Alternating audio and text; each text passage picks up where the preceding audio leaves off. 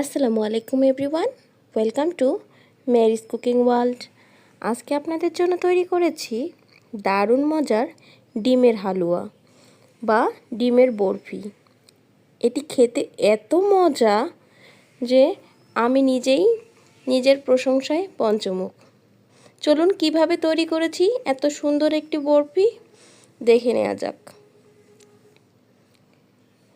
আমি ডিমের বরফি বানানোর জন্য নিয়েছি 5টি মাঝারি সাইজের ডিম, আর এখানে দিয়ে দিয়েছি একটু সাদা এলাচ গুঁড়ো। আপনারা খোসা ছাড়িয়ে শুধু ভিতরের বীজটুকু সুন্দরভাবে গুঁড়ো করে নেবেন। খুব ভালোভাবে একটু হুইস্ক দিয়ে ফেটিয়ে নিচ্ছি। এরপর দিয়ে দিলাম আগে থেকে জাল করে রাখা 1 কাপ দুধ। এই 1 কাপ দুধের সঙ্গে 5টি ডিম। এখন দিয়ে দিব চিনিটা আপনারা যদি চান তাহলে এখানে 1 কাপ চিনি দিতে পারেন। আমি 1 কাপের থেকে একটু কম দিয়েছি, যেহেতু আমার মেজারমেন্ট কাপটি এখানে হাফ কাপের, আমি 2 বার দিয়ে দিয়েছি। সব কিছু দিয়ে খুব সুন্দরভাবে ফেটিয়ে নিব।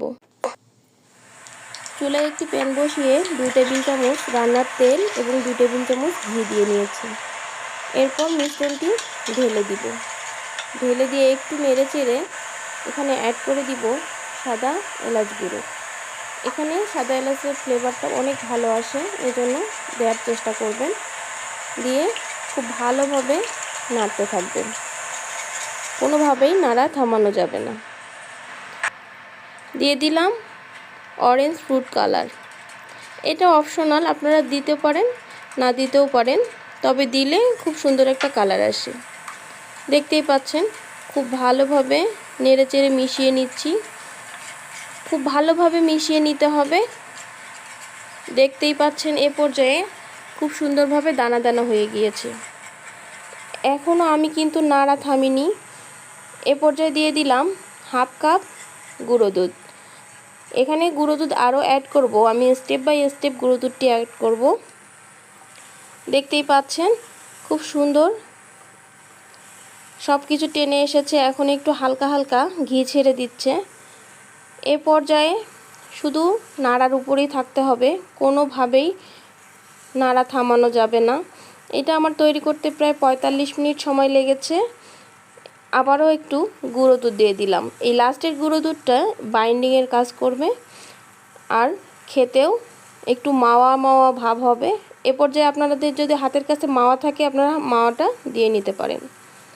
দেখতেই পাচ্ছেন খুব সুন্দর হয়েছে। আমি একটু ব্রাউনিশ কালার করেই ভেজে নিচ্ছি, আপনারা আপনাদের ইচ্ছা মতো নিয়ে নেবেন।